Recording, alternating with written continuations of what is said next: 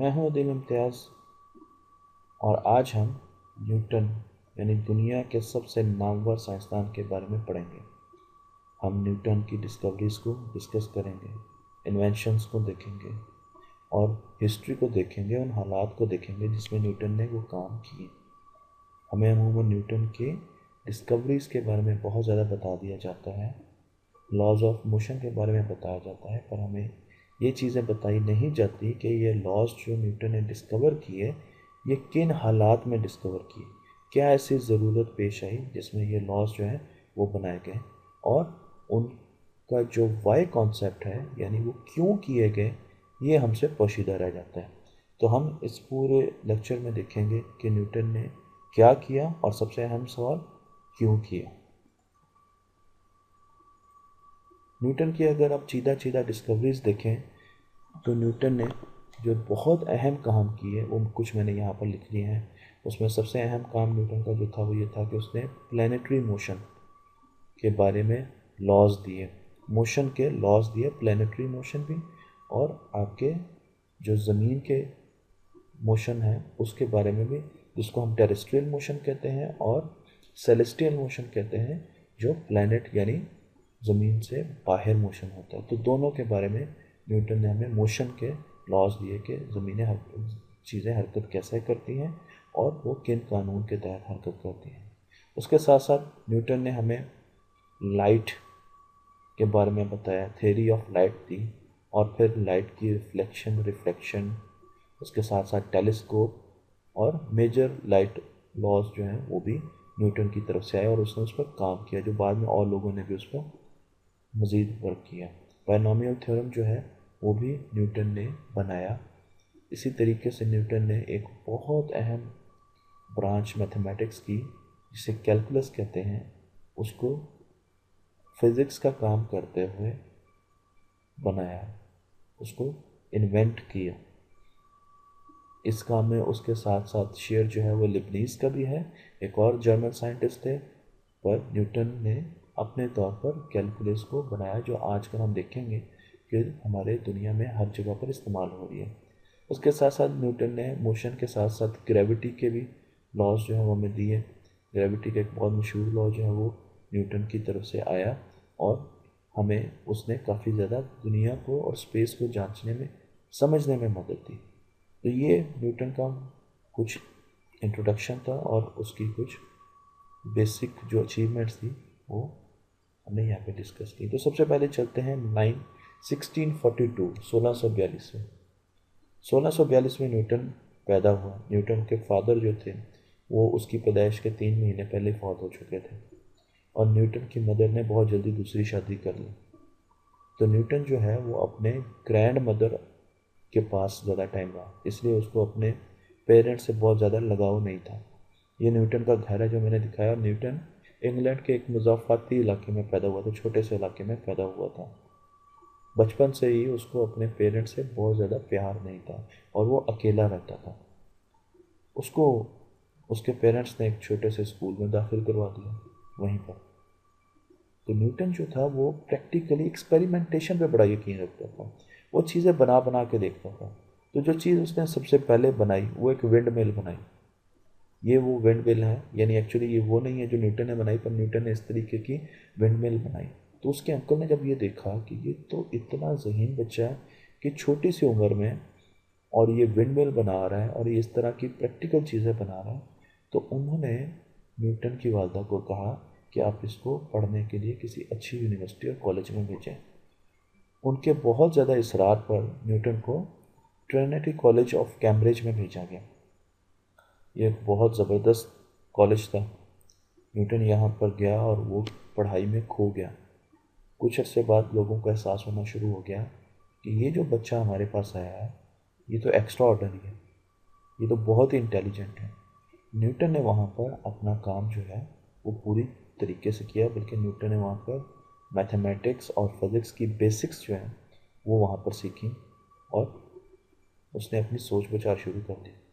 पर अभी कुछ ही वक्त गुजरा था कि इलाके में, क्योंकि आपको पता है कि इंग्लैंड में एक वक्त ऐसा आया था जब बहुत ज़्यादा ताउन प्लेग की बीमारी फैली थी। तो कैम्ब्रिज में भी प्लेग की बीमारी जो है वो बहुत तेज़ी से फैलना शुरू हो गई। और जब वहाँ पर ये ज़्यादा फैली तो न्यूटन फ़ौरन अपने घर को वापस आया ताकि उसको ये बीमारी जो है वो ना लग सके। तो वो अपने उसी घर में वापस आ गया और वहाँ पर आके उसने जो अगले चंद साल गुजारे उसमें उसने इतनी बड़ी डिस्कवरीज और इन्वेंशंस की जिस पर आज तक दुनिया हैरान है।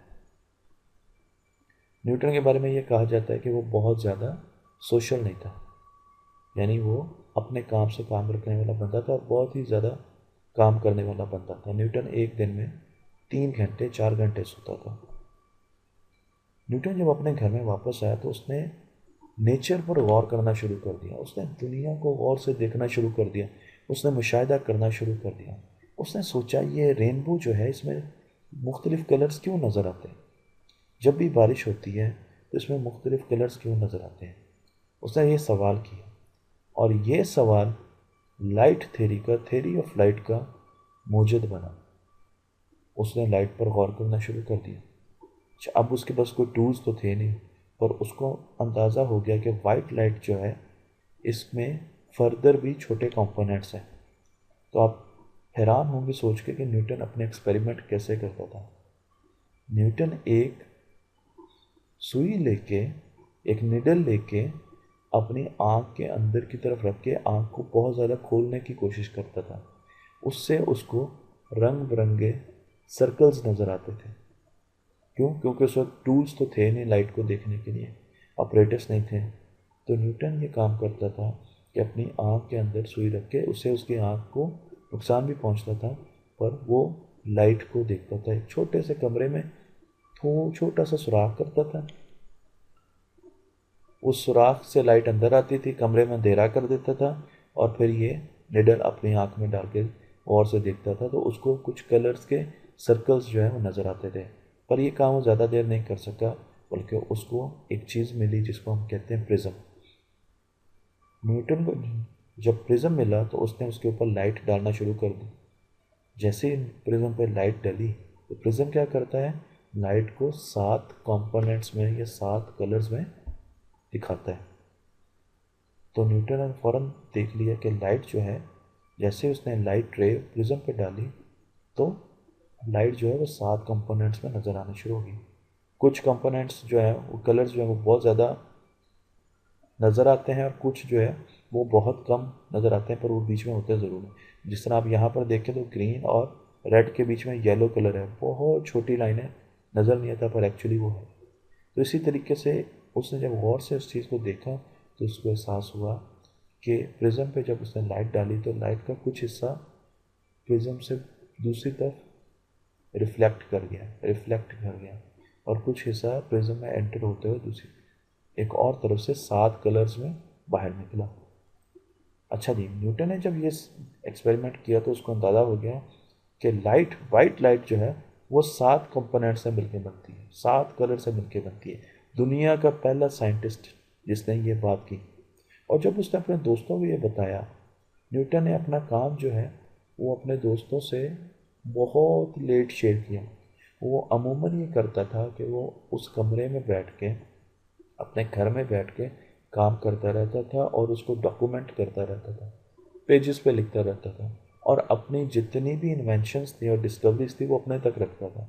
बहुत ज़्यादा उनको पब्लिश नहीं करता था।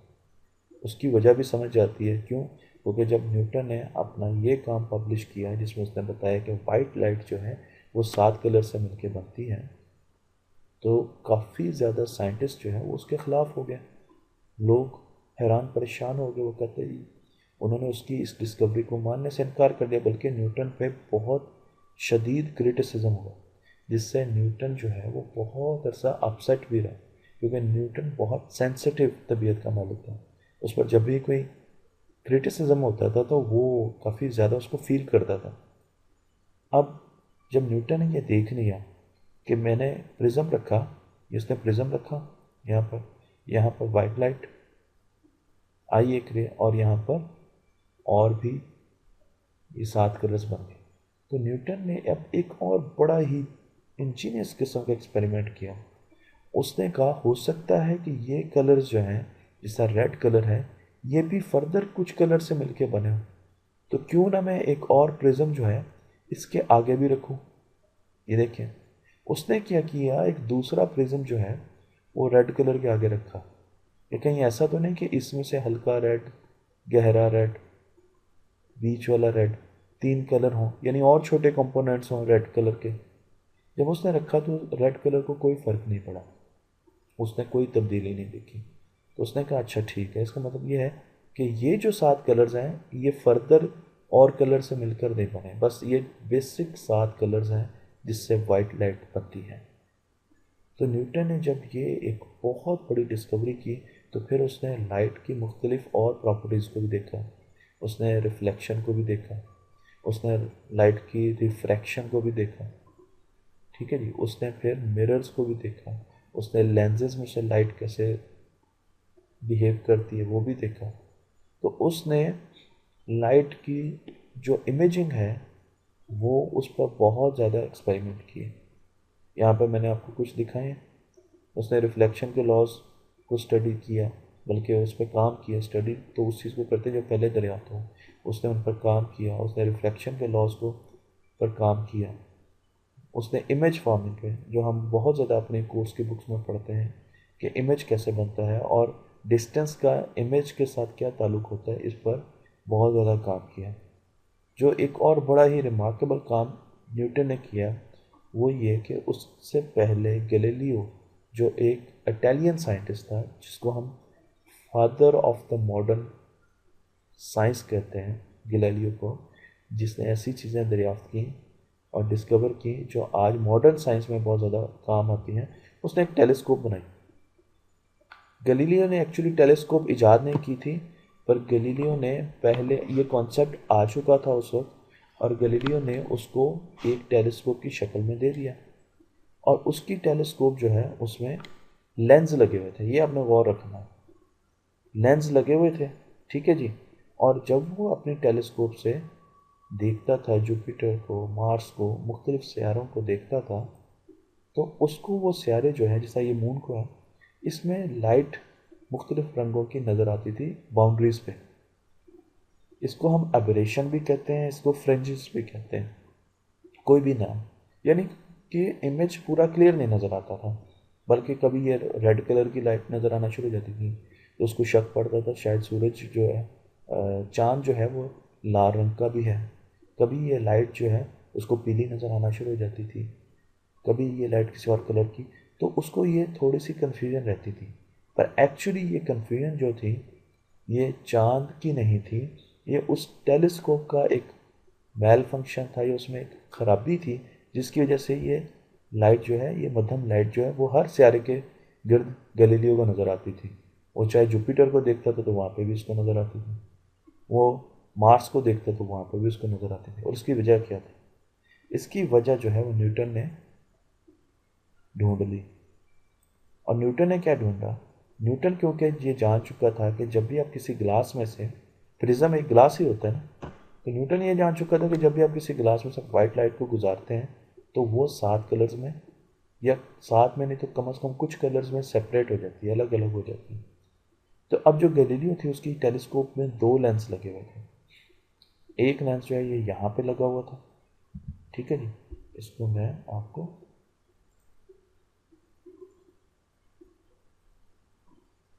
यहाँ से दिखाता हूँ ताकि आप इसको अच्छे तरीके से देख सकें। अच्छा जी, गैलीलियो का जो टेलीस्कोप था उसमें इशू ये था कि एक लेंस जो है वो गैलीलियो की टेलीस्कोप पे यहाँ पर था। ठीक है जी। और एक लेंस यहाँ पे था, छोटा लेंस। ठीक है। अब हम जो देख रहे थे वो देख रहे थे मार्स को, सपोज मार्स यहाँ पे। ठीक है। अब लाइट इस तरह आती थी। अब जब लाइट यहाँ से आती थी तो वो यहाँ पे वाइट लाइट होती थी, पर इस गिलास से गुजरने के बाद वो वाइट लाइट जो है उसमें मुख्तलिफ कलर्स आ जाते थे। क्यों? क्योंकि ये जो है ये एक प्रिज्म के तौर पे काम करता था। ठीक है जी। ये एक प्रिज्म के तौर पे काम करता था, ये जो है। तो मैं इसको पी कर देता हूँ। अब जो लाइट इधर से गुजरती थी तो वो बाजू का रेड कलर की बन जाती थी। ठीक है। और यहाँ पर आपकी जो आँख थी, ये आपकी आँख है, उसको इस ऑब्जेक्ट के गिर्द यहाँ पर लाल रंग की धारियाँ नज़र आती थी। बाज़ वक़्त ये लाइट जो है ये ब्लू कलर की हो जाती थी, ठीक है, बाज़ वक़्त मिक्स हो जाती थी तो रेड और ब्लू का मिक्सचर बन जाता था। तो असल इशू ये था कि यहाँ पर डिस्पर्शन हो रही थी, लाइट की क्या ओरिजिन थी, डिस्पर्शन। है, मैं पूरा तो नहीं लिख सकूँगा। लाइट वाइट लाइट से 7 कलर में से कुछ कलर्स में चेंज हो रही थी। ये एक इसकी फ्लॉ था, इसमें ख़राबी थी, इस टेलीस्कोप में ख़राबी थी। अब न्यूटन ने इसको देख लिया क्योंकि वो प्रिज्म पर एक्सपेरिमेंट कर चुका था। उसको पता था कि लाइट जब किसी भी लेंस से गुजरती है तो वो अपने कंपोनेंट्स में डिस्पर्स हो जाती है, ठीक है जी। तो अब कोई ऐसा काम किया जाए कि वो लाइट जो है वो डिस्पर्स ना हो सके। तो न्यूटन ने क्या किया, न्यूटन ने एक आइडिया दिया। और न्यूटन ने क्या आइडिया दिया, ये जो टेलीस्कोप थी ये काफ़ी बड़ी टेलीस्कोप थी, देखा ना आपने, इसकी लेंथ काफ़ी ज़्यादा थी। अब न्यूटन ने क्या किया, न्यूटन ने एक टेलीस्कोप का आइडिया दिया, पर उसमें उसने लेंसेज नहीं लगाए। उसने क्या किया जी, लेंसेज जो है वो नहीं लगाए, उसने उसमें क्या लगाया, उसमें मिरर्स लगाए। ये मैं आपको दिखाता हूँ, ये इंजीनियस आइडिया।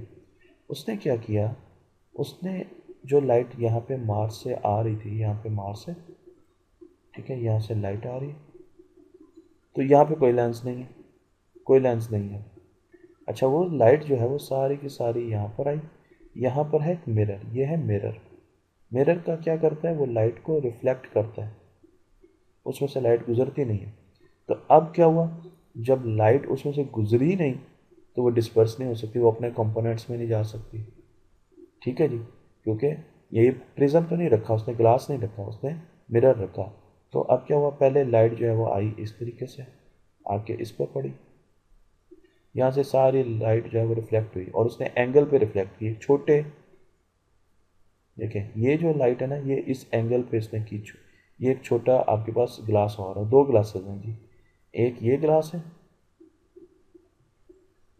ठीक है, ये ग्लास है, इसको मैं ऐसे शो कर देता हूँ। और एक क्या है, एक ये ग्लास है, इसको मैं ऐसे शो कर देता हूँ, ठीक है। इस पे पड़ी और ये भी एंगल पे था, तो जब ये एंगल पे था लाइट जो है वो यहाँ से ऊपर से बाहर को चली गई। अब न्यूटन जो था वो यहाँ पर उसकी आँख थी और वो यहाँ से, ये उसकी आँख है, कोशिश कर रहा हूँ कि मैं उसकी आँख सही बनाऊँ, ठीक है। ये न्यूटन की आँख थी। तो न्यूटन को यहाँ से ये पूरा मार्स जो है, ये पूरा जो भी वो देख रहा था, चांद देख रहा था, वो बिल्कुल एक्यूरेट नज़र आता था। क्यों, क्योंकि कहीं भी लाइट जो है वो मिरर से के अंदर से गुजरी नहीं, बल्कि मिरर उसको रिफ्लेक्ट करता है, और ग्लास उसने यूज़ नहीं किया। तो उसने क्या किया, उसने लेंस नहीं यूज़ किए, उसने क्या यूज़ किए, उसने मिरर्स यूज़ की। तो ये न्यूटन क्या रहा, अब इसकी लेंथ भी बहुत छोटी थी, ठीक है जी, इसकी लेंथ जो है वो ये बड़ी छोटी सी 6 इंच की जो है ना ये टेलीस्कोप थी, 6 इंच की।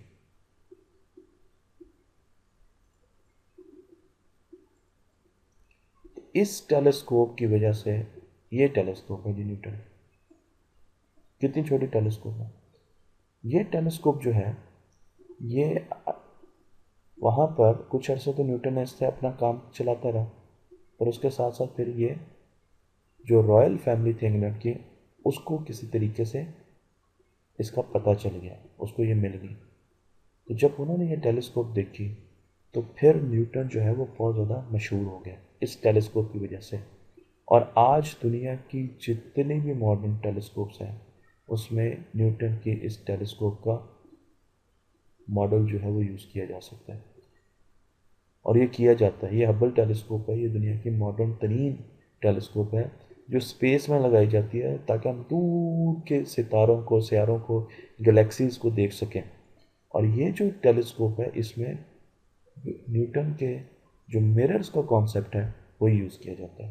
तो न्यूटन ने टेलीस्कोप का जो आइडिया दिया वो आज तक दुनिया में इस्तेमाल होता है। अच्छा, इसी तरीके से जब न्यूटन अपने घर में था तो एक बड़ा मज़े का वाक़या पेश आया। इस वाक़े की जो शुरुआत वो एक सवाल से हुई। न्यूटन का एक बहुत अच्छा दोस्त था जिसको हेले कहते थे, ये हेले साहब की तस्वीर भी है। ये न्यूटन के पास आए और इन्होंने एक न्यूटन से सवाल किया। अब तारीख में दो राय हैं। कुछ लोग कहते हैं कि इस सवाल की वजह से न्यूटन ने प्लैनेटरी मोशन के जो लॉज है ना वो बनाए। जो लॉज ऑफ मोशन है वो सारे इन साहब के सवाल के जवाब ढूंढते हुए बनाए। पर कुछ लोगों का ख्याल है कि नहीं, इनकी वजह से नहीं बल्कि वो एक सेब वाला जो वाक़या हुआ था जो हम आगे डिस्कस करेंगे उसकी वजह से बनाए। बहरहाल इन्होंने एक सवाल किया और इनका सवाल क्या था, इनके सवाल का बैकग्राउंड मैं आपको बताता हूँ।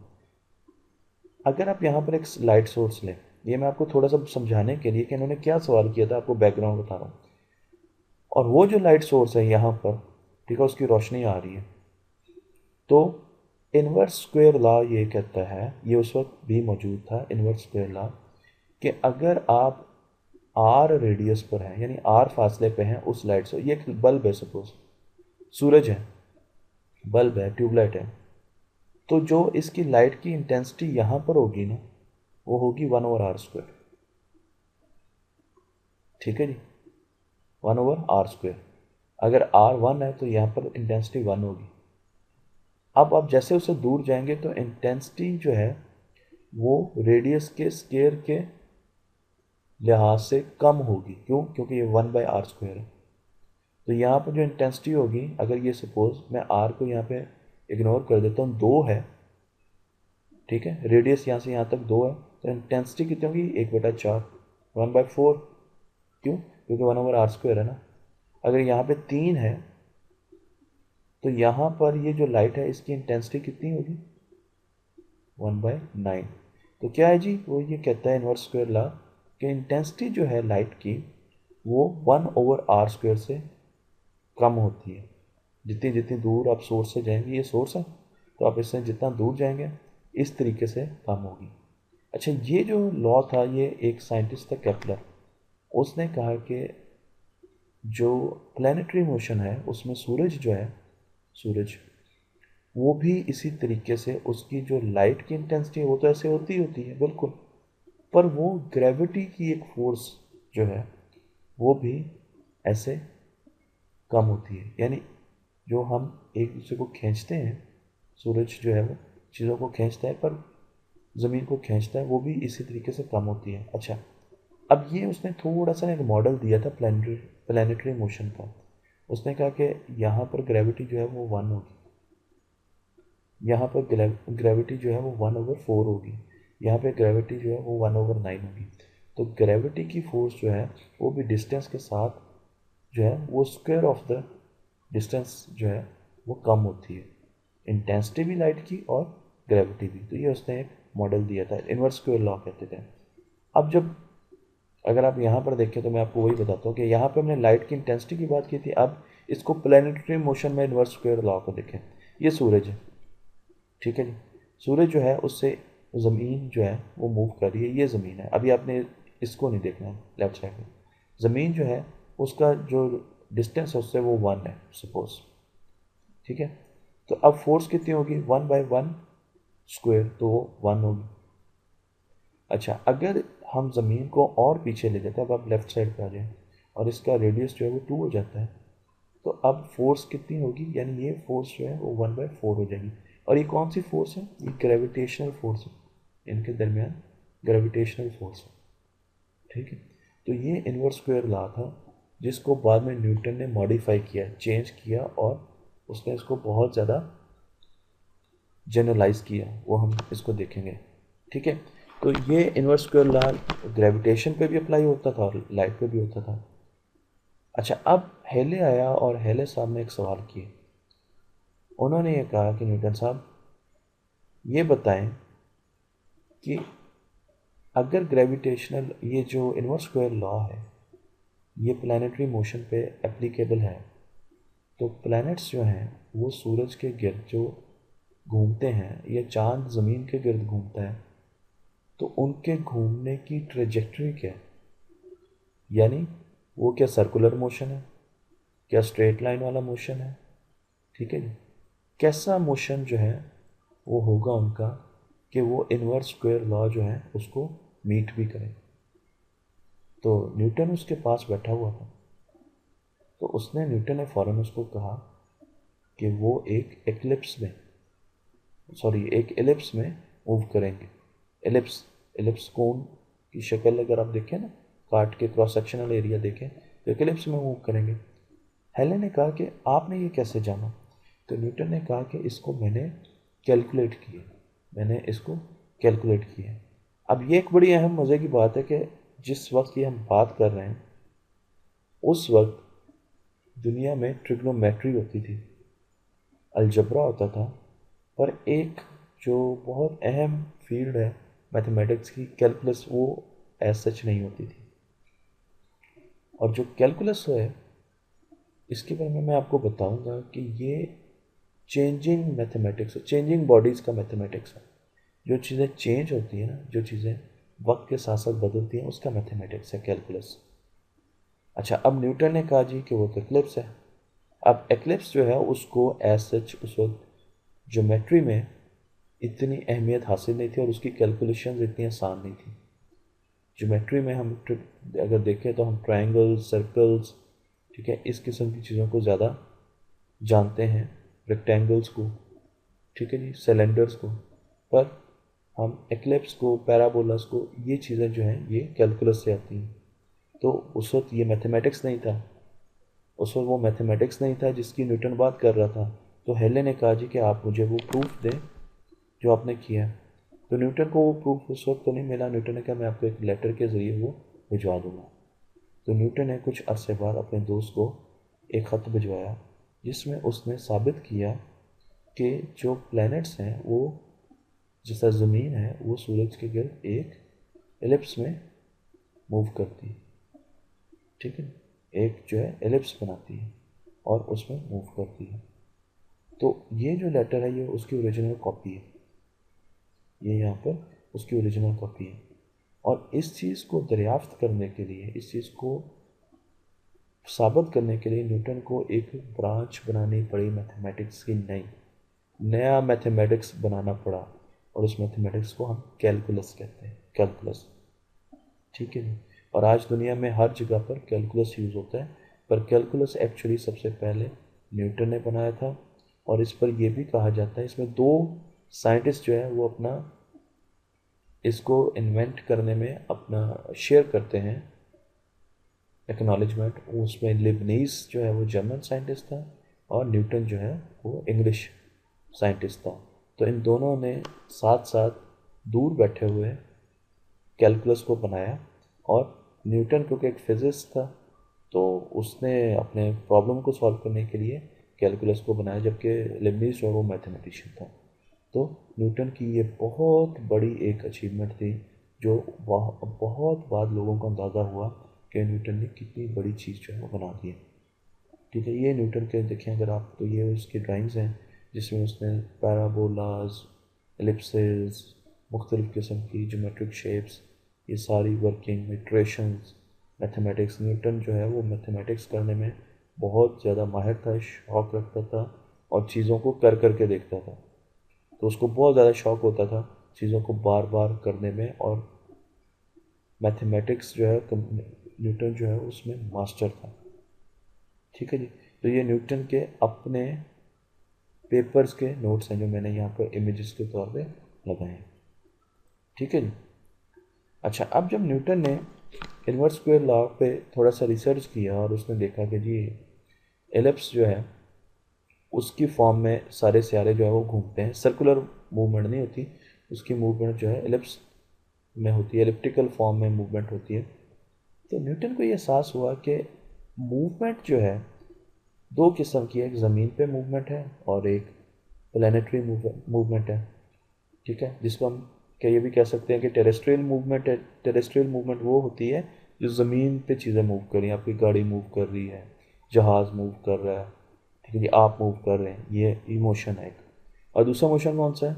जो आसमानों पर हो रहा है, ठीक है, वो क्या है, सियारे मूव कर रहे हैं, सूरज खुद मूव कर रहा है, गैलेक्सीज मूव कर रही हैं। उस वक्त ये अंदाज़ा तो नहीं था कि सूरज मूव कर रहा है या गैलेक्सीज मूव कर रही है, तो हमें आज पता चला, पर उसको हम इस सारे मोशन को प्लानिटरी मोशन कहते हैं। तो न्यूटन ने कहा कि मेरे पास एक ऐसे लॉज होने चाहिए जो ज़मीन और सियारों के दोनों पे जो मोशन हो रहा है उनको एक ही लॉ जो है, सेट ऑफ लॉज जो है वो डिफाइन करें, अलग अलग लॉज ना बनाने पड़े। अच्छा, उसने ऐसा क्यों सोचा?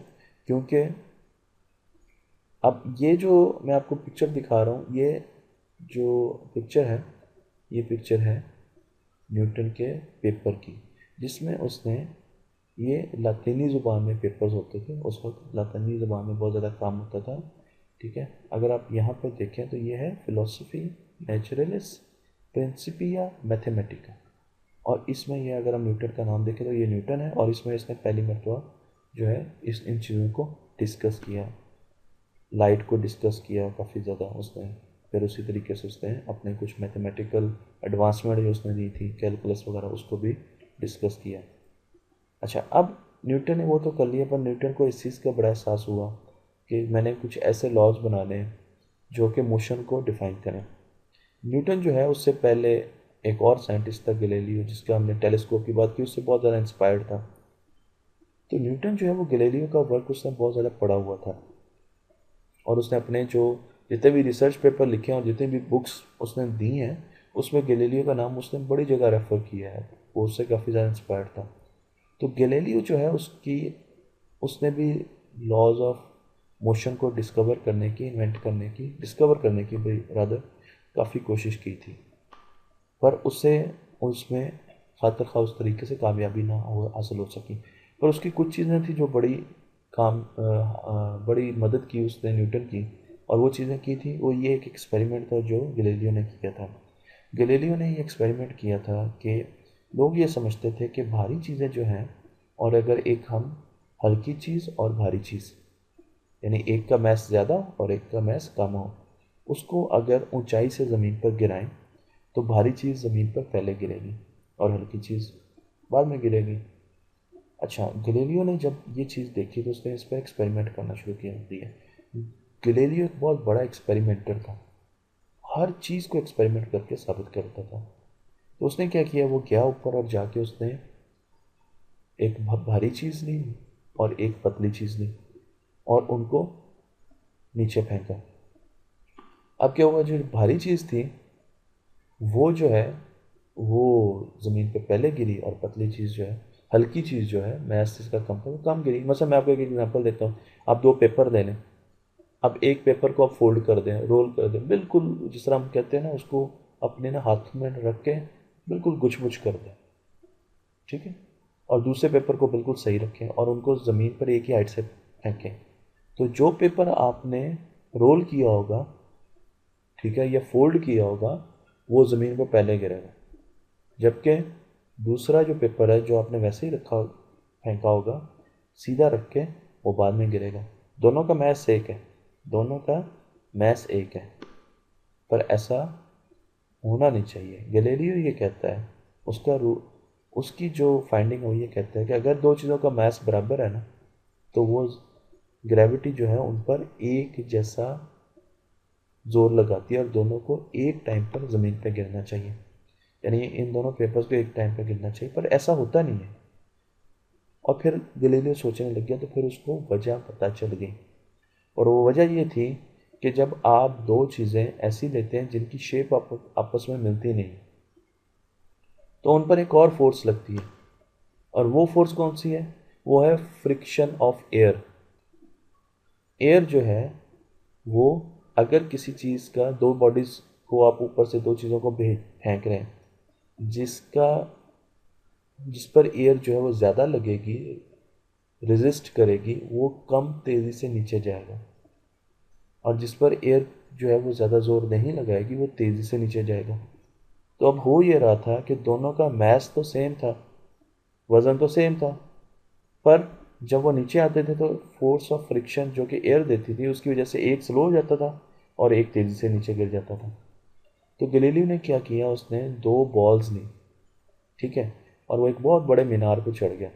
दोनों बॉल्स के मैस जो थे वो उनमें बहुत फ़र्क था, एक बहुत भारी थी और एक बहुत हल्की थी, पर उनकी शेप एक जैसी थी, दोनों सर्कुलर बॉल्स थी, ताकि एयर का रेजिस्टेंस जो है ना वो एक ही जैसी लगे उन पर। ठीक है, और उसने वो दोनों बॉल्स जो है वो ऊपर से नीचे फेंकी। तो जब उसने नीचे फेंकी तो दोनों बॉल बराबर आके एक ही वक्त में ज़मीन पर लगी, जिससे उसने कंक्लूड किया कि जो ज़मीन की तरफ ग्रेविटी है, जो ज़मीन की ग्रेविटी है, वो हर चीज़ को अपनी तरफ खींचती है एक ही ताकत से, रिगार्डलेस ऑफ मैस, यानी मैस का उस पर कोई असर अंदाज नहीं हो सकता। जिसका मैस बड़ा है या कम है, ज़मीन उस पर एक ही किस्म की ताकत लगाएगी। ये बड़ा अहम पॉइंट है, बहुत अहम पॉइंट है। ठीक है, तो ज़मीन मैस से को नहीं देखती, बल्कि वो हर चीज़ को एक ही ताकत से अपनी तरफ खींचती है। ये बहुत अहम पॉइंट है। अच्छा, अब जो दूसरा अहम पॉइंट था गैलीलियो का वो ये था कि दुनिया, अगर आप ज़मीन पे कोई चीज़ ऊपर फेंकें तो वो पैराबोलिक मोशन में वापस आती है। इसको प्रोजेक्टाइल मोशन भी कहते हैं, हम अपने लेक्चर्स में पढ़ते भी हैं कि अगर आप कोई चीज़ ऊपर फेंकें तो वो ज़मीन पर एक प्रोजेक्टाइल की शक्ल में नीचे आती है। तो गैलीलियो का कहना यह था कि ज़मीन में जो चीज़ें मूव करती हैं वो प्रोजेक्टाइल और पैराबोलिक मोशन जो है वो लेती हैं, उनकी जो ट्रेजेक्ट्री होती है वो पैराबोलिक होती है। अगर आप ये देखें तो अगर एक मोटर साइकिलिस्ट है और वो यहाँ से जंप लगाता है, आप देखें ये भी एक पैराबोलिक फॉर्म में नीचे आ रहा है। तो गैलीलियो का ये कहना था कि जो टेरेस्ट्रियल चीज़ें हैं, जो ज़मीन पे चीज़ें मूव कर रही हैं, ठीक है, जब उनको हवा में हम फेंकते हैं, ठीक है, तो उछालते हैं, तो वो एक पैराबोलिक फॉर्म में वापस आती है। ठीक, पर गैलीलियो जो है वो ये समझता था कि जो प्लानिटरी चीज़ें हैं, जिस तरह चाँद है, वो ऐसे मूव नहीं करता, वो ऐसे मूव नहीं करता। ठीक है, उसका मोशन जो है वो कुछ और तरीके का है, वो किसी और तरीके से मूव करता है, जिसका गैलीलियो ने लाइल्मी का इजहार किया। ठीक है जी। अच्छा, अब गैलीलियो की बात अगर आप गौर से देखें तो गैलीलियो दो चीज़ें कह रहा है। वो कह रहा है कि ज़मीन पे जो मोशन होता है ना, अगर आप ज़मीन पे किसी चीज़ को फेंकें तो वो अंडर ग्रेविटी जो उसका मोशन होता है, जो ग्रेविटी के अंडर मोशन होता है, वो पैराबोलिक होता है। ठीक है, ये मोशन इस तरीके से होता है। ठीक है जी। क्यों? क्योंकि वो ये समझता है, उसका उसने कहा कि मैं अगर देखूं, गैलीलियो ने कहा, तो ज़मीन पे दो चीज़ें ऐसी हैं, दो फोर्सेस ऐसी हैं जो स्पेस में नहीं है। इस वजह से मैं स्पेस की चीज़ को एक्सप्लेन नहीं कर सकता, मुझे नहीं पता वहाँ पे मोशन कैसे होता है। क्यों? क्योंकि ज़मीन पे जो है वो है ग्रेविटी, ज़मीन चीज़ों को अपनी तरफ खींचती है। ठीक है, स्पेस में ग्रेविटी नहीं है, इसलिए ज़मीन पे तो हम कोई चीज़ फेंकते तो वो पैराबोलिक मोशन में आती है। तो गैलीलियो के नज़दीक स्पेस में ग्रेविटी नहीं थी, इसलिए वो ये नहीं बता सकता था कि स्पेस में चीज़ें कैसे मूव करेंगी। और दूसरा, स्पेस में फ्रिक्शन नहीं होती, ज़मीन पे तो हवा होती है, हवा की फ्रिक्शन होती है, तो वो कोई भी चीज़ हवा में मूव करती है तो उस पर असरअंदाज होती है। क्यों? क्योंकि फोर्स ऑफ फ्रिक्शन देती है। पर स्पेस में तो हवा नहीं होती, स्पेस में तो वैक्यूम होता है, तो इसलिए यहाँ पर फ्रिक्शन नहीं होती। ठीक है, तो इसलिए जो चीज़ स्पेस में मूव करेगी, जिस तरह प्लैनेट स्पेस में मूव कर रहे हैं, तो उनका मोशन कैसा होगा, गैलीलियो ने इस पर इन दो वजूहात की बिना पर लाइल्मी का इजहार किया और वो उसको दरियाफ्त नहीं कर सका। और ये चैलेंज था आइजैक न्यूटन के लिए। आइजैक न्यूटन ने कहा, ठीक है जी, अब आप देखें आइजैक न्यूटन का कमाल देखें। आइजैक न्यूटन ने कहा कि मैं ऐसी इक्वेशंस या ऐसी मोशन की डेफिनेशन लाऊंगा जो हर जगह पर ठीक होगी। अगर कोई चीज़ ज़मीन पर मूव कर रही है तो वो वहाँ पर भी वो मेरी इक्वेशंस जो हैं वो सही होंगी। अगर कोई चीज़ स्पेस में मूव कर रही है, वहाँ पर भी वो इक्वेशंस जो हैं वो रूल्स बिल्कुल वैसे अप्लाई करेंगे। यानी वो मार्स पर भी ठीक होंगे, वो ज़मीन पर भी ठीक होंगे, वो स्पेस में भी ठीक होंगे, वो हर जगह पर जहाँ तक स्पेस है वहाँ पर ठीक माने जाएंगे। आइजैक न्यूटन ने वो लॉज दिया है। अब आप यकीन कर सकते हैं ये कितना बड़ा काम, ये कितना बड़ा काम है। तो आइजैक न्यूटन ने सिंपल कहा कि जहाँ पर ग्रेविटी है और जहाँ पर ग्रेविटी बहुत कम है, दोनों जगह पर ये लॉज जो है एप्लीकेबल होंगे। ये लॉज स्पेस में भी एप्लीकेबल होंगे, स्टार्स पे भी एप्लीकेबल होंगे, जहाँ जहाँ और प्लानिटरी मोशन है, जहाँ जहाँ और सोलर सिस्टम्स हैं, हर जगह पर ये लॉज जो है, मैं ऐसे लॉज जो है वो बनाऊंगा। और उसमें फिर उसने 3 मेजर लॉज जो है वो दिए हैं, मोशन के 3 लॉज दिए हैं, जिसमें जो नंबर 1 लॉ है वो है law of inertia. Law of inertia कहलाता है नंबर 1 लॉ, जो पहला उसका लॉ है। और उसमें क्या कहा जाता है कि अगर एक चीज़ रेस्ट में है या एक चीज़ जो है वो मोशन में है स्ट्रेट लाइन में, तो वो उस वक्त तक रेस्ट में या मोशन में रहेगी जब तक कि उसके ऊपर एक अनबैलेंस्ड फोर्स ना लगाई जाए। अनबैलेंस्ड फोर्स बहुत अहम पॉइंट है। यानी उस पर कोई, अगर 2 फोर्सेस लग रही हैं और वो एक दूसरे को ख़त्म कर रही हैं तो फिर कोई इशू नहीं, फिर वो अगर रेस्ट में है तो रेस्ट में रहेगा, अगर मूवमेंट में है तो मूवमेंट में रहेगा। पर अगर उसमें कोई एक ऐसी फोर्स लग गई, ठीक है, जो एक डायरेक्शन में है, तो वो क्या करेगी, उसको मोशन में नहीं रहने देगी अगर वो इनिशियली मोशन में है, और अगर वो रेस्ट में है तो फिर उसको रेस्ट में नहीं रहने देगी। ये जो अनबैलेंस फोर्स है ना, ये न्यूटन का सबसे बड़ा ज़बरदस्त आइडिया था जो उसने यहाँ पर दिया। क्यों? क्योंकि ज़मीन पर हर वक्त आपके पास कुछ ऐसी फोर्सेस हैं जो मौजूद रहती है, ग्रेविटी, ठीक है ना, मौजूद रहती है, इसी तरीके से फ्रिक्शन मौजूद रहती है। तो इसलिए हम यहाँ पर जब मोशन में होते हैं, कुछ चीज़ को हम फेंकते भी हैं तो वो थोड़ी देर बाद रुक जाती है। क्यों? क्योंकि उस पर 2 चीज़ें काम कर रही होती हैं, उस पर फ्रिक्शन काम कर रही होती है, ठीक है, और ग्रेविटी का भी कोई ना कोई असरअंदाज उस पर हो रहा होता है। तो इसलिए अनबैलेंस्ड फोर्सेस जो है ये बड़ा ज़रूरी है। अब मैं आपको इस पे इसका जो प्रूफ है वो दिखाने के लिए ले चलता हूँ एक सब स्टेशन, एक स्पेस स्टेशन पे। हम इस वक्त एक स्पेस स्टेशन पे हैं, ये नासा ने एक्सपेरिमेंट किया है। अब आप इस एक्सपेरिमेंट को गौर से देखें, ठीक है जी। ये इस वक्त हम स्पेस में हैं, और स्पेस में क्या होता है जी, ग्रेविटी नहीं होती, फ्रिक्शन भी नहीं होती, ठीक है, ये 2 चीज़ें बहुत ही कम होती। तो वहाँ पर अब आप गौर करें तो एक आपने बॉल रखी, अगर मैं इसको पॉज नहीं कर सकता, पर अगर आप इसको देखें तो जब ये साहब इसको फूंक नहीं मार रहे तो उस वक्त ये बिल्कुल रेस्ट में, और जब इन्होंने इसको फूंक मारी तो अब ये मोशन में। अब आप देखें ये मोशन में है चलती जा रही, अब ये रुकेगी नहीं, मोशन में, मोशन में, मोशन में, मोशन में, जब तक कि आगे से कोई इसको रोकेगा नहीं, ठीक है। तो जब ये रेस्ट में थी तो इसने रेस्ट में ही रहना था, पर क्या हुआ, आपने एक अनबैलेंस्ड फोर्स जो है इन पर लगाई। क्यों जी? वो फोर्स थी हवा की, एयर प्रेशर दिया आपने, ठीक है जी। तो ये हमेशा यहाँ पर रहती है, यहाँ पर, अगर आप इस पर कोई फोर्स ना लगाते, ठीक है जी। क्यों? क्योंकि ये यहाँ पर ग्रेविटी भी नहीं है, यहाँ पर फ्रिक्शन भी नहीं है। तो न्यूटन ने कहा कि हमेशा ये रहती है अगर आप इस पर कोई फोर्स लगाते हैं। और जब आपने इस पर फोर्स लगा दी, ये आपने फोर्स लगा दी, अब इस पर कोई फोर्स नहीं, वो लग गई, अब ये ख़त्म, अब ये मोशन में, अब ये कभी नहीं रुकेगी, क्योंकि अब इस पर और कोई फोर्स नहीं लग रही, आपको फोर्स लगा के ही इसको रोकना पड़ेगा, ठीक है। तो अगर मोशन से आपने मूवमेंट की तरफ लाना है तो फोर्स लगानी है, और अगर कोई चीज़ मूवमेंट में है, मूव कर रही है, तो उसको रोकने के लिए भी फोर्स लगानी है। ये उस फ्रेमवर्क में होता है जिसमें कोई भी अनबैलेंस्ड फोर्स ना हो, जिसमें कोई फोर्स ना हो, नेट फोर्स इज ज़ीरो। तो ये न्यूटन का पहला लॉ था, ठीक है जी। इसी तरीके से ये कि हमारे पास एक्सपेरिमेंट है, इसमें अगर आप देखें तो ये रोलिंग बॉल्स हैं, ठीक है।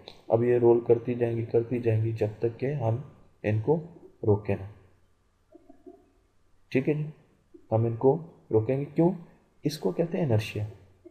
जब एक चीज़ मूव कर रही होती है तो उसमें वो इनर्शिया हासिल कर लेती है, फिर उसको रोकने के लिए एक फोर्स चाहिए होती है, ठीक है। तो इस वजह से हम जो है, ये हमारे पास दूसरी एक एग्जांपल जो है वो आ गई। अच्छा जी, अब सेकंड लॉ की तरफ चलते हैं न्यूटन के। न्यूटन का जो सेकंड लॉ है उसमें ये कहा गया है कि अगर आप किसी भी चीज़ पर फोर्स लगाते हैं, किसी भी ऑब्जेक्ट पर फोर्स लगाते हैं, वो बराबर होगी उसके मैस के और उसको मल्टीप्लाई कर दिया जाए अगर एक्सेलरेशन है। ये बड़ा अहम लॉ, ये बहुत ही अहम लॉ है। क्यों जी? क्योंकि अगर आप देखें कि अगर मैं दो चीज़ों पर कांस्टेंट फोर्स लगाता हूँ, एक जैसी फोर्स लगाता हूँ, और एक का मास ज़्यादा है और दूसरी का मास कम है, तो क्या होगा? फिर क्या होगा? एक की एक्सेलरेशन ज़्यादा होगी, दूसरे की एक्सेलरेशन कम होगी। क्यों? क्योंकि एफ़ तो कांस्टेंट है। सपोज़ अगर मैंने एफ़ जो है इसको 20 रख दिया और मैं दो चीज़ों पर ये फोर्स लगाता हूँ, सपोज 20 न्यूटन की, एक का मास जो है वो 4 है और एक का 5 है, तो एक्सेलरेशन भी डिफरेंट होगी ना, क्योंकि आपने 20 लाना है ना, यहाँ पर प्रोडक्ट डिफरेंट होगा। तो अगर आप यहाँ पर देखें तो यहाँ पर क्या है जी हमारे पास, कि हमने एक, ये वही है कि हमने एक चीज़ पर फोर्स लगाई और वो स्ट्रेट लाइन पे गई, ठीक है। अब जो उसकी फोर्स उस पर लगी थी, ये जो फोर्स लगी थी, ये बराबर है उसके मास और उसकी एक्सेलरेशन, जो उसने, जो उसका rate of change of speed है ना, एक्सेलरेशन, उसके प्रोडक्ट के इक्वल है फोर्स लगना, जितनी इसने फोर्स लगाई। यानी हमें कैसे पता लगेगा इसने कितनी फोर्स लगाई? तो इससे हमें पता चल सकता है। अच्छा, इसका एक और एक्सपेरिमेंट भी है। अगर हम इस एक्सपेरिमेंट को देखें तो हमें पता चल जाएगा। इस एक्सपेरिमेंट में क्या है जी, हमारे पास दो बॉल्स हैं। एक बॉल जो है उसका मास ज़्यादा है और एक बॉल का मास कम है। दोनों पर एक जैसी फोर्स लगाते हैं, ठीक है, और हम इनको फायर करते हैं, तो क्या होगा? कौन सी बॉल जो है वो ज़्यादा दूर जाएगी? जिसका मास कम होगा वो। जिसका मास ज़्यादा है उसकी एक्सेलरेशन कम होगी, और उसकी एक्सेलरेशन कम होगी तो जल्दी करीब गिर जाएगी, ठीक है ना। तो इसलिए ये, अगर आप, मैं इसको आपको थोड़ा सा यहाँ पे इसके एग्जांपल भी दे देता हूँ ताकि, अब देखें जी, सपोज मैंने ये जो है इसका मास है 5, मैं अभी यूनिट्स नहीं लिख रहा, सिर्फ आपको समझाने, इसका 4 है, और मैंने जो यहाँ पर फोर्स लगाई है ना वो 20 की लगाई है, ठीक है। तो F is equal to M है। तो अगर ये आपके पास 20 है, और रेड की बात करते हैं, मैं पहले रेड की बात करता हूँ, तो रेड जो है 5 इंटू मैस उसका 5 है, तो ए क्या होगी? 4। एक्सेलरेशन इसकी क्या होगी? यानी ये जब जाएगी यहाँ से तो इसकी एक्सेलरेशन होगी 4। अब अगर हम येलो की तरफ आते हैं तो येलो में क्या होगा? येलो की एक्सेलरेशन कैसे, कितनी होगी? वो होगी 20। अब उसका मैस क्या है? 4, तो उसकी एक्सेलरेशन क्या होगी? 5। तो ये जो है इसकी एक्सेलरेशन होगी 5। तो येलो ज़्यादा दूर तक जाएगी। क्यों? क्योंकि दोनों पर एक जैसी फोर्स लगे हैं, और ये भारी और यह हल्की है। तो ये जो चीज़ थी, ये चीज़ जो है न्यूटन के सेकंड लॉ से हमें पता चली। इसी तरीके से अगर आप देखें, आप बेसबॉल खेल रहे हैं और आप किसी चीज़ को स्ट्राइक करते हैं तो उस पर भी ये लॉ एप्लीकेबल होता है। अब आपने जितनी फोर्स लगाई, ठीक है, उसका मास तो उस बॉल का कांस्टेंट है, बराबर है। तो आप जितनी फोर्स लगाएंगे ये उतनी ज़्यादा एक्सेलरेट करेगी और उतनी दूर जाके गिरेगी, उतनी ज़्यादा एक्सेलरेट करेगी और उतनी ज़्यादा दूर जाके गिरेगी, ठीक है। तो ये इसकी हर जगह पर डेली लाइफ में हमें एप्लीकेशन जो है वो मिलती है। अगर आप ऊपर से देखें इसी लॉ को, अगर आप देखें ग्रेविटी, यानी ग्रेविटी का मतलब क्या है? जब आप कोई चीज़ ऊपर से गिराते हैं ज़मीन पर, अभी तो हम देख रहे थे कि ऐसा स्ट्रेट लाइन में या प्रोजेक्टाइल मोशन की तरफ देख रहे थे, पर अगर अंडर ग्रेविटी अगर आप देखें तो फिर अगर आप जाके एक टावर के ऊपर से बॉल नीचे गिराते हैं तो F is equal to M में पता क्या हो जाएगा? अब क्या होगा? ये एक्सेलरेशन जो है वो ग्रेविटी में बदल जाएगी, क्योंकि अब तो ये अंडर ग्रेविटी एक्सेलरेशन हो गई है, तो ये जी बन जाएगा।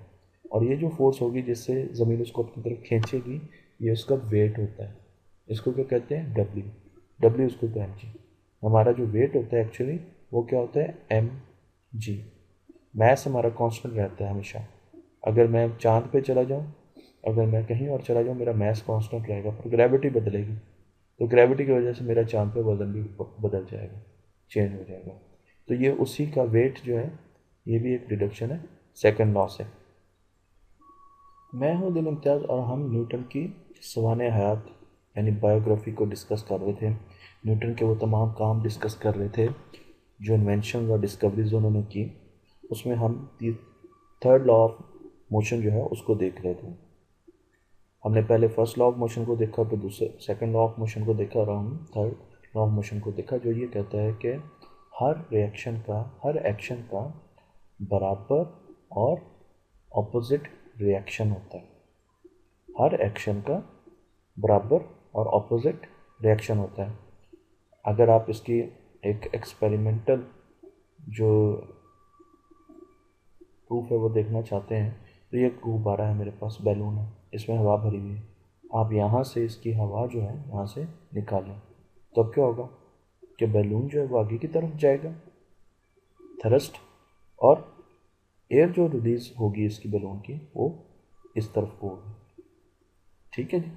तो एयर जो रिलीज होगी उसके थ्रस्ट में बैलून जो है वो आगे की तरफ जाएगा। ठीक है। तो हर एक्शन का एक्शन क्या है जी, एयर रिलीज हो रही, और रिएक्शन क्या है, बैलून आगे जा रहा है। तो अगर ये बैलून मैं किसी गाड़ी के ऊपर लगा दूं, यानी जो बच्चों की छोटी टॉय कार्स होती हैं उनके ऊपर लगा दूं, तो बड़े आराम से वो टॉय कार जो है वो आगे की तरफ मूव करेगी। इसी तरीके से यही फिनोमिना जो है वो रॉकेट्स का भी होता है, जिसमें हम फ्यूल को जलाते हैं और फ्यूल से निकलने वाली जो गैसेस होती हैं जिनको हम फ्लू गैसेस कहते हैं, फ्यूल के जलने की वजह से जो निकलने वाली गैसेस होती है, जो फ्लू गैसेस होती हैं, वो नीचे की तरफ बड़ी तेज़ी से निकलती हैं।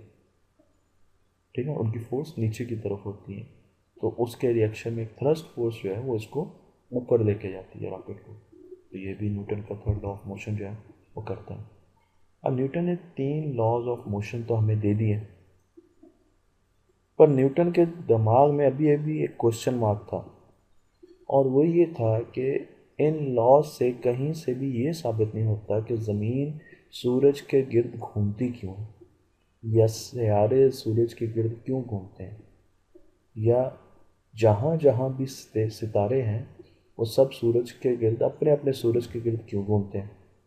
इन लॉज में तो मोशन तो आ गया चीज़ों के कि चीज़ें मूवमेंट कैसे करती हैं, पर इनके दरमियान, ज़मीन और सूरज के दरमियान क्या ऐसी फोर्स है जो ज़मीन को मजबूर कर रही है कि वो सूरज के गिर्द घूमे, जो चाँद को मजबूर कर रही है कि वो ज़मीन के गिर्द घूमे।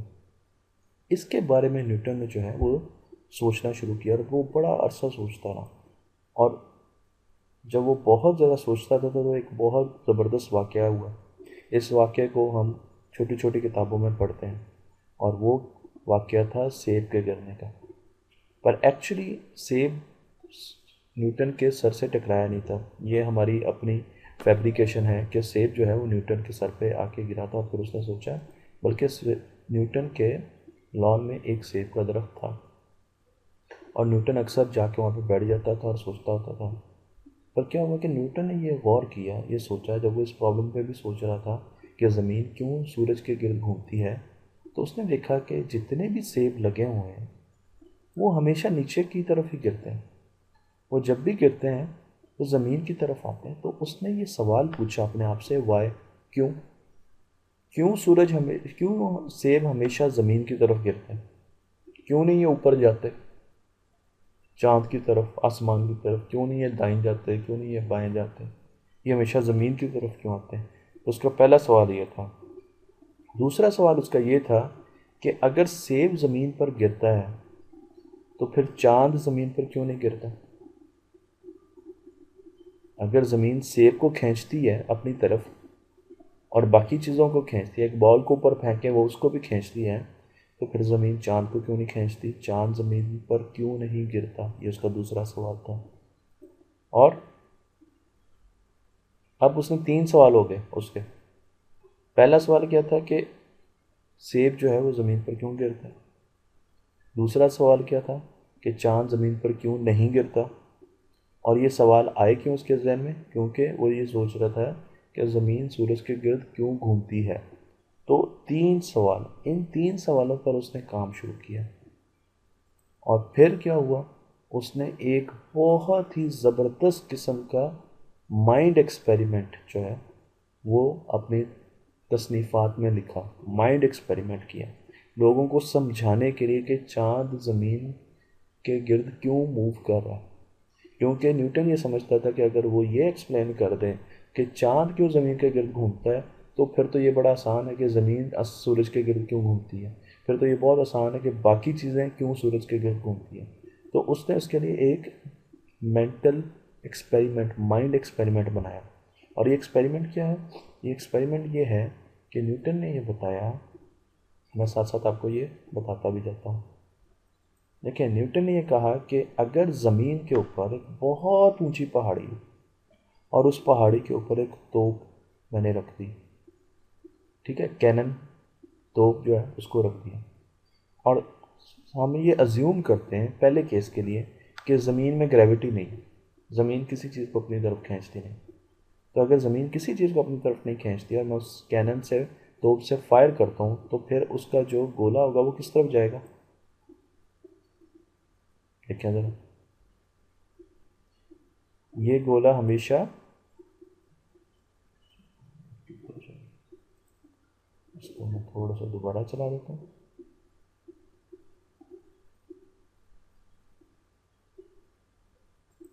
ये देखिए, जो इसने फायर किया वो हमेशा स्ट्रेट लाइन में जाएगा। उसकी वजह क्या? उसकी वजह क्या? ज़मीन की ग्रेविटी इस केस में हमने ज़ीरो ली हुई, तो ये कभी भी ज़मीन पर नहीं गिरेगा, ठीक है। पर अगर ज़मीन की ग्रेविटी हो, तो देखिए स्ट्रेट लाइन में जाएगा।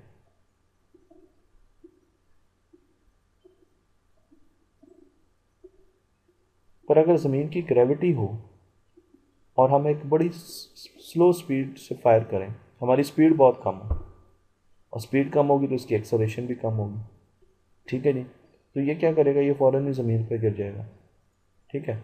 अब मैं ज़रा ज़्यादा स्पीड से फायर करता हूँ, सॉरी, ये उससे भी स्लो स्पीड से किया मैंने, ठीक है, ज़्यादा स्पीड से नहीं, उससे भी कम स्पीड से किया तो वो उससे भी कम नीचे गिर जाएगा, ठीक है जी। अब ज़रा मैं ज़्यादा स्पीड से करता हूँ, तो जब मैं ज़्यादा ज़ोर लगाऊंगा, फोर्स लगाऊंगा, ज़्यादा एक्सेलरेशन होगी, ज़्यादा स्पीड से उसको करूँगा तो ज़्यादा दूर जाएगा। अगर स्लो स्पीड के साथ मैं फायर करूँगा तो वो पास गिरेगा, ऐसे ही है ना। तो मैंने ज़्यादा स्पीड से किया, वो ज़्यादा दूर तक ज़मीन पर गया, देखें कहाँ तक है। अगर मैं बहुत ज़्यादा स्पीड के साथ इस कैनन को फायर करूँ, बहुत ज़्यादा स्पीड के साथ, कि जो गोला इसमें से निकले, ठीक है, वो बहुत तेज़ी से एक्सेलरेट करें, बहुत ज़्यादा स्पीड से एक्सेलरेट करें, तो फिर क्या हो सकता है? क्या ऐसा हो सकता है कि वो, अब देखिए, क्या ऐसा हो सकता है कि वो ज़मीन के गिर्द रोटेट करना शुरू कर दे?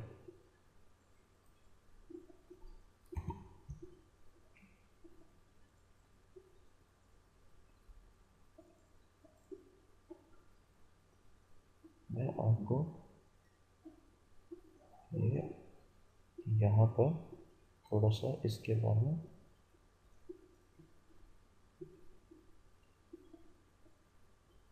लेकिन पहला क्या हुआ था जी काम?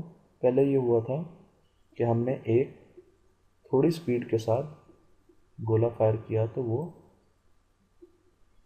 यहाँ पर गिर गया। फिर मैंने थोड़ी सी स्पीड बढ़ाई, तो स्पीड बढ़ाने से क्या हुआ? एक्सेलरेशन है, तो उसने ज़्यादा डिस्टेंस ट्रैवल किया, यहाँ भी गिर गया। क्यों? क्योंकि ज़मीन खींच रही है ना, ग्रेविटी की वजह से। अब मैंने और स्पीड से फायर की तो वो यहाँ पर आके, मतलब क्वार्टर ऑफ अर्थ जो है, ज़मीन का एक चौथाई फासला उसने तय किया। अब मैंने उसको और ज़्यादा स्पीड से किया तो वो यहाँ पर आके ज़मीन पर गिर गया। अब मैं ये कहता हूँ कि अब मैं एक ऐसी स्पीड के साथ उसको फायर करता हूँ कि अब वो ज़मीन पर आके गिरेगा नहीं, बल्कि वो क्या करेगा? ज़मीन के गिर्द घूमना शुरू कर दे, वापस उसी जगह पे आ जाएगा यहाँ पर। और इस तरीके से वो फिर मुस्तकिल ज़मीन के साथ, क्यों? क्योंकि उसकी एक्सेलरेशन बहुत ज़्यादा है, उसकी स्पीड और उसकी एक्सेलरेशन जो है वो बहुत ज़्यादा है, इस वजह से वो ज़मीन के गिर्द घूमना जो है वो शुरू कर देगा, ठीक है। ये चीज़ दिखाई थी हमें न्यूटन ने, और उसने इसको एक माइंड एक्सपेरिमेंट के तौर पे इस्तेमाल किया। ताकि वो ये साबित कर सके चांद ज़मीन के गिर्द कैसे घूमता। अभी देखें ये जो चीज़ हमने फायर की, अब ये ज़मीन के गिर्द घूमना शुरू हो गई। ठीक है, इसी तरीके से उसने कहा कि अगर ये बहुत ज़्यादा स्पीड के साथ मूव कर रहा है तो ये जिस तरह ज़मीन के गिर्द घूम रहा है, इसी तरीके से चांद जो है वो बहुत ज़्यादा स्पीड के साथ ज़मीन के गिर्द घूम रहा है। ठीक है, तो ये उसने शो दिखाया कि अब ये देखें ये चांद जो है ये भी इसी तरीके से एक्चुअली इस पर ज़मीन जो है वो अपनी फोर्स ऑफ ग्रेविटी इस्तेमाल कर रही है, उसको खींच रही है, पर साथ साथ ये अपनी स्ट्रेट लाइन जो है उसमें भी मूव कर रहा है। ये अपनी स्ट्रेट लाइन में भी मूव कर रहा है और ज़मीन जो है इस पर फोर्स ऑफ ग्रेविटी जो है वो भी पूरी की पूरी इस्तेमाल कर रही है, लगा रही है इस पर। तो इस वजह से ये हर लम्हे ज़मीन पर गिरता हुआ हमें नज़र आता है, पर ये एक सर्कुलर मोशन में ज़मीन के गिर्द घूम रहा है। देखिए, तो ये एक्सपेरिमेंट जो है वो बड़ा मशहूर हुआ, लोगों को बड़ा समझ आना शुरू हो गया कि चाँद जो है वो ज़मीन के गिर्द क्यों घूमता है, और हम जब कोई चीज़ फेंकते हैं तो वो ज़मीन पर क्यों गिर जाती है, क्योंकि वो चीज़ उतनी स्पीड के साथ, उतनी एक्सेलरेशन के साथ नहीं जा रही होती जितनी कि चाँद मूव करता है। ठीक है, तो इसका मतलब है कि ज़मीन और चाँद के दरमियान कोई फोर्स ऑफ अट्रैक्शन है। इसी तरीके से ज़मीन जो सूरज के गिर्द घूम रही है इसमें भी कोई फोर्स ऑफ अट्रैक्शन है। तो इसको उसने कहा कि ये ग्रेविटेशनल लॉ के दो जो चीज़ें हैं, दो मैसेज हैं, एक m1 और एक m2 है। m1 सूरज है और m2 ज़मीन है। तो इनके दरमियान जो फोर्स ऑफ ग्रेविटी है ना वो बराबर है g एक कांस्टेंट है और इसके r²। अब ये r² आपको याद है, इनवर्स स्क्वायर लॉ में पढ़ा था, मैंने आपको बताया था ना, इसको सिंप्लीफाई करके मैंने बताया था ना इनवर्स स्क्वायर लॉ। तो न्यूटन ने बाकायदा इसका ग्रेविटेशनल फोर्स का फार्मूला डिराइव किया, और ना सिर्फ फार्मूला डिराइव किया बल्कि उसने ये पाथ भी एग्जामिन किए थे कि ये एलिप्टिकल पाथ्स हैं जो प्लैनेट्स अपने सूरज के गिर्द बनाते हैं। तो ये न्यूटन की एक बहुत बड़ी कामयाबी थी, यानी 3 लॉज ऑफ मोशन के बाद जो ग्रेविटेशनल लॉ था ये न्यूटन की एक बहुत बड़ी कामयाबी थी, क्योंकि इसने बहुत चीज़ों को एक्सप्लेन किया। इसने हर प्लैनेट का अपने सूरज के गिर्द मोशन को एक्सप्लेन किया। जितने भी सितारे आपको गैलेक्सी में नज़र आते हैं उनके गिर्द जितने भी सियारे घूम रहे हैं, और उन सियारों के गिर्द जितने भी चांद घूम रहे हैं, और उन चांद के अंदर, अब आप ये देखें ये कितना बड़ा लॉ है कि इवन वो ज़मीन के अंदर भी ये लॉ एग्जिस्ट करता है। अभी हम इसको भी देखेंगे कि ग्रेविटी तो ज़मीन के अंदर भी है। तो ये प्लैनेटरी लॉ भी है, और यानी सेलेस्टियल लॉ भी है और टेरेस्ट्रियल लॉ भी है। ये दोनों तरफ ग्रेविटेशन लॉ दोनों तरफ होल्ड करता है। तो इससे कायनात की जितनी भी मूवमेंट है वो भी समझ आना शुरू होगी। मोशन के 3 लॉज और चौथी ये चीज़ ग्रेविटेशनल फोर्स, इससे तमाम कायनात की मूवमेंट और उसकी करेक्टरिस्टिक्स और उसकी खसूसियात जो है वो समझ आना शुरू होगी। इसी लॉ में हमें बताया कि जब चांद ज़मीन के बहुत करीब आ जाता है तो समंदर की जो लहरें हैं वो बुलंद होना शुरू हो जाती हैं। क्यों? क्योंकि चांद उन पर ग्रेविटेशनल फोर्स जो है चांद की वो बहुत ज़्यादा होती है, क्योंकि वो ज़मीन के करीब आ गया होता है। इस वजह से ये बहुत ज़्यादा जो आपकी लहरें हैं वो बहुत ज़्यादा, 14वीं की रात को हम कहते हैं कि बहुत ज़्यादा वो ऊपर होती हैं, ठीक है, बढ़ रही होती हैं। तो ये एक्चुअली उस टाइम होती है जब चांद ज़मीन के करीब आ जाता है। ये एक एप्लीकेशन है ग्रेविटेशनल लॉ की। इसी तरीके से जब न्यूटन ने देखा तो उसको अपनी टेलीस्कोप में मुख्तलिफ सियारों के गिर्द उनके चांद जो है वो नज़र आए, ठीक है, उसको मरीख के चांद नज़र आए, उसको जुपिटर के चांद नज़र आए, तो उसको अंदाज़ा हुआ कि अच्छा ये कैसे मूव कर रहे हैं। पर अब न्यूटन जो है उसके लिए एक और मसला था, उसने सियारों की जो मूवमेंट है वो भी देख ली, उसने लॉज ऑफ मोशन भी बना दी, पर उसको ये अभी तक अंदाज़ा नहीं हो रहा था कि मैं फोर्स ऑफ ग्रेविटी जो है वो कैलकुलेट कैसे करूँ। फोर्स ऑफ ग्रेविटी जो है वो कैसे, जो सेब ज़मीन पर गिरता है उसकी कैलकुलेशन, उसकी एक्सेलरेशन कैसे निकालूं। क्यों? तो अगर आप देखें सेब जो ज़मीन पर गिरता है इसके बारे में एक सिंपल फार्मूला जो शुरू में दिया था गैलीलियो ने, वो ये था कि आप इसकी एवरेज स्पीड निकाल सकते हैं। और एवरेज स्पीड कैसे निकालेंगे? अगर ये सेब 60 फीट से गिरा है और 2 सेकंड में गिरा है, आपने टाइम नोट कर लिया, तो एवरेज स्पीड क्या होगी? 60/2, 30 फीट पर सेकेंड, ये एवरेज स्पीड निकाल दी। पर न्यूटन के लिए ये इनफ नहीं था। न्यूटन के लिए ये बहुत कम मालूमात थी।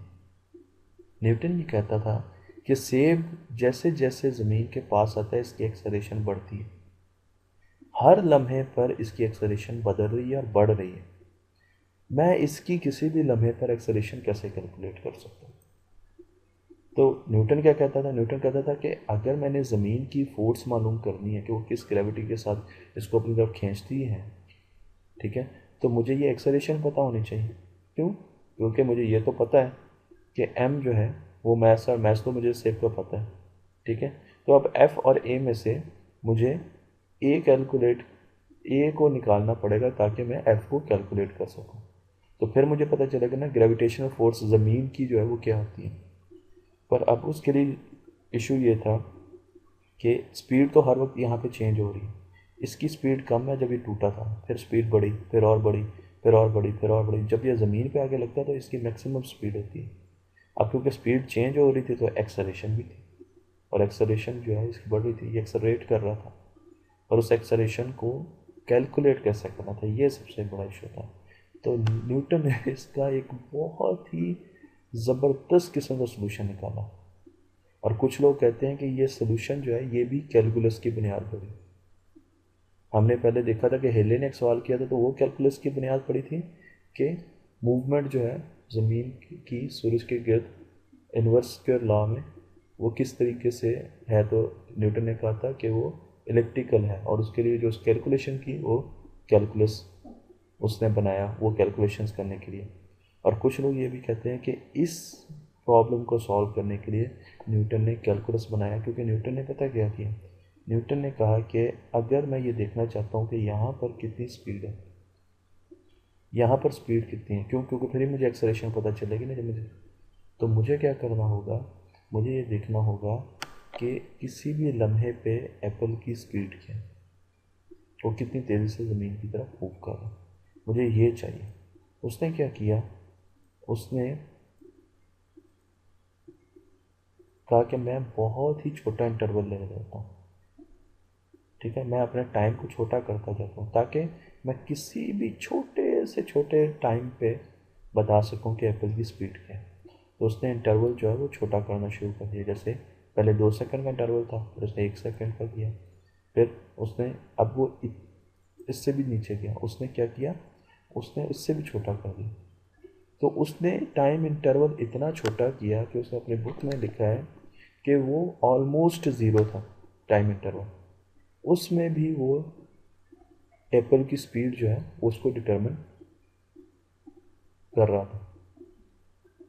ऑलमोस्ट ज़ीरो था, ज़ीरो नहीं था, पर वो इतना छोटा नंबर था जो आप सोच नहीं सकते। ज़ीरो नहीं था पर वो इतना छोटा नंबर था जो आप सोच नहीं सकते। अगर आप वो नंबर सोच सकते हैं, जैसे मैं कहता हूँ जी 0.0001, तो न्यूटन ये कहता था नहीं ये नंबर नहीं था, ये तो आपने सोच लिया। वो इतना छोटा नंबर था आप सोच नहीं सकते। तो उस पॉइंट पर उसने उसकी स्पीड जो है उसको मालूम किया। और इसके लिए जो चीज़ उसने बनाई ये सारी कैलकुलेशन करने के लिए, क्योंकि ये सारी कैलकुलेशन ट्रिग्नोमेट्री में तो नहीं हो सकती थी, अलजबरा में तो नहीं हो सकती थी। ये जो कैलकुलेशन थी कि टाइम इंटरवल को तोड़ तोड़ के छोटे छोटे हिस्सों में बदला जाए, और फिर उस हिस्से पे स्पीड देखी जाए, फिर अगले हिस्से पे स्पीड, फिर अगले हिस्से पे, और फिर देखा जाए कि कितना चेंज ऑफ स्पीड आया है, rate of change of speed आया, और उससे एक्सेलरेशन निकाली जाए। इसके लिए न्यूटन ने ये देखें, इसने छोटे छोटे छोटे छोटे छोटे छोटे टाइम इंटरवल्स में स्पीड को जांचना शुरू कर दिया। और इसके लिए उसने जो टूल बनाया उसको हम क्या कहते हैं जी आज? कैलकुलस। ये सारी कैलकुलेशन करने के लिए। और उसने फिर ये सोल्यूशन निकाल लिया था ग्रेविटी का, पर उसने ये जो सारा काम किया, इसकी जो टूल इस्तेमाल किया, ये जो उसने बनाया उसको कैलकुलस कहते हैं। और कैलकुलस जो है ये मैथमेटिक्स की वो साइंस है जो चेंजिंग बिहेवियर्स को एक्सप्लेन करती है।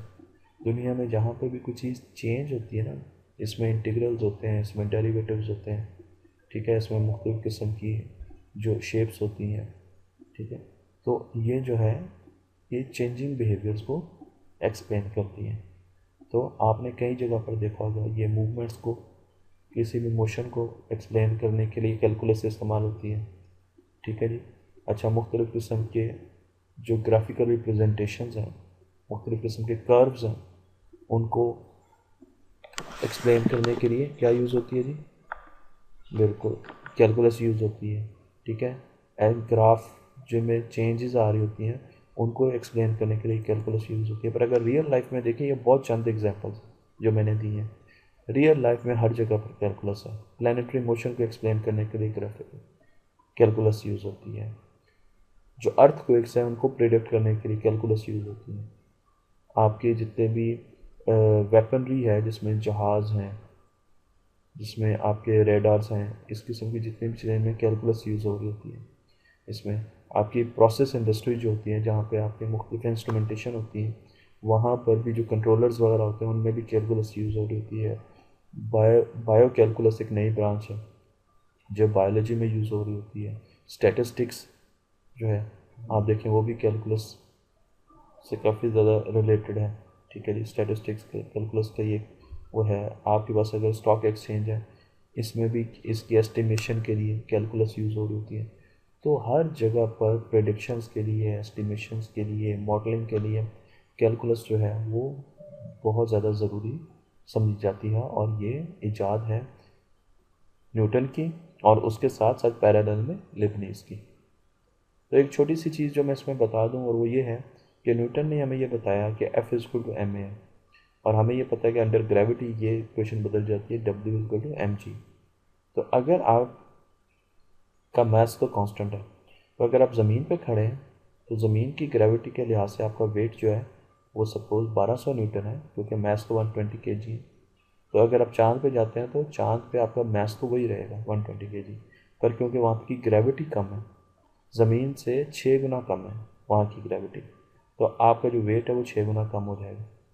यानी अगर आप पतला, आप अपना वेट कम करना चाहते हैं, पतला होना तो ज़रूरी नहीं, पर अगर वेट कम करना चाहते हैं तो आप मून पे चले जाएं, आपका वेट बड़े आराम से बगैर डाइटिंग के कम हो जाएगा। ठीक है जी। तो हम अब रिकैप करते हैं सारी चीज़ें। न्यूटन जो है उसने हमें क्या क्या डिस्कवरीज और इन्वेंशंस दी। उसने प्लानिटरी मोशन को डिस्क्राइब किया, ज़मीन पर मोशन को किसी भी प्लानट पे, और जो प्लैनेट्स जो सेलेस्ट्रियल मोशन है और जो टेरेस्ट्रियल मोशन है उन दोनों को एक्सप्लेन किया, उसके लिए लॉज दिए।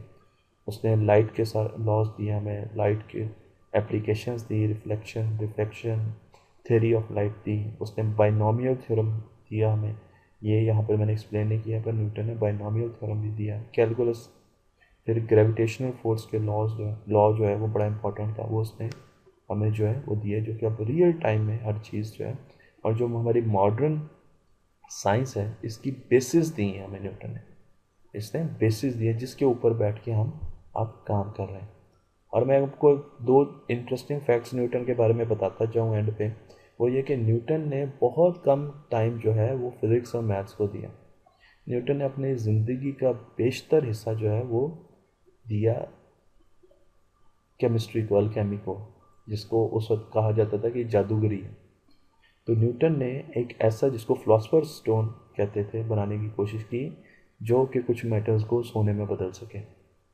और इस पर न्यूटन ने बेइंतहा पेपर्स भी लिखे और बहुत ज़्यादा रिसर्च की, पर न्यूटन को एज अ केमिस्ट हम जो है नहीं जानते, हम उसको फिजिक्स जानते हैं। पर यह हैरानकुन बात है कि उन्होंने जो लॉज दिए हैं हमें मोशन, और इन पे बहुत कम अरसा काम किया, और ज़्यादा काम वो इन चीज़ों पर करते रहे, जो कि एक्चुअली जिसमें उनको कामयाबी नहीं हासिल हो सकी, और वो इतने पब्लिश नहीं हो सके। इसके साथ आखिर में मैं आपको एक और इंटरेस्टिंग चीज़ बता दूं कि न्यूटन जैसे जैसे अपने लॉज को डिस्कवर कर रहे थे, उस तरीके से न्यूटन जो है वो बहुत रिलीजियस माइंड के भी बंदे थे। उनके पास 30 बाइबल्स थी, 30 बाइबल्स की सेट्स थे। उन्होंने हर बाइबल को बड़े गौर से पढ़ा, एक एक चीज़ को, और फिर वो उनको मैच करते थे अपनी साइंटिफिक स्टडीज़ के साथ। और इन द एंड न्यूटन ने जो जो उसके कॉन्सेप्ट लिए वो ये थे कि एक बहुत बड़ी फोर्स जो है वो यूनिवर्स में मौजूद है, जिसको वो गॉड के नाम से जानते हैं, और वो इतनी पावरफुल है कि उसके बराबर दूर दूर तक कोई और चीज़ नहीं हो सकती। इसीलिए न्यूटन जो है वो हज़रत ईसा को खुदा का बेटा नहीं मानते थे, और इस पर क्रिश्चियन जो थे वो, चर्च जो था वो उन पर काफ़ी ज़्यादा इस पर भरम भी रहता था।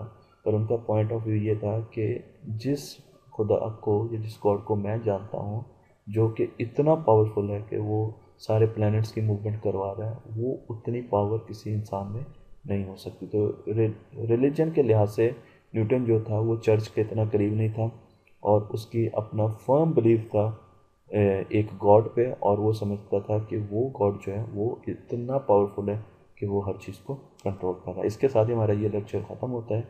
अब उम्मीद है कि आप न्यूटन के बारे में जब भी कोई चीज़ पढ़ेंगे तो आपको ज़्यादा बेहतर तरीके से समझ आएगी।